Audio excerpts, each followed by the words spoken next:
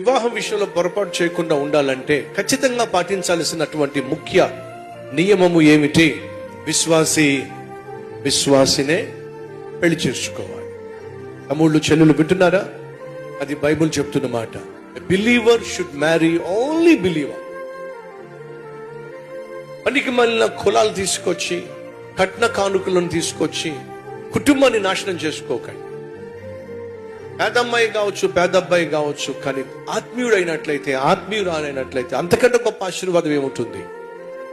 కాబట్టి colour చూసుకునో, caste చూసుకునో, కట్నం చూసుకునో, cash చూసుకునో, క్యారెక్టర్ని పట్టించుకోకుండా, క్రైస్తవ విలువలు పట్టించుకోకుండా ఆ అమ్మాయిని చేసుకున్నా, ఈ అబ్బాయిని చేసుకున్నా ఖచ్చితంగా నరకము అనుభవించక తప్పదు. సొలొమోను మహాజ్ఞాని, ఎంత మహాజ్ఞాని అయినప్పటికీ తాను చేసిన పెద్ద తప్పు దేంట్లోనంటే వివాహములో.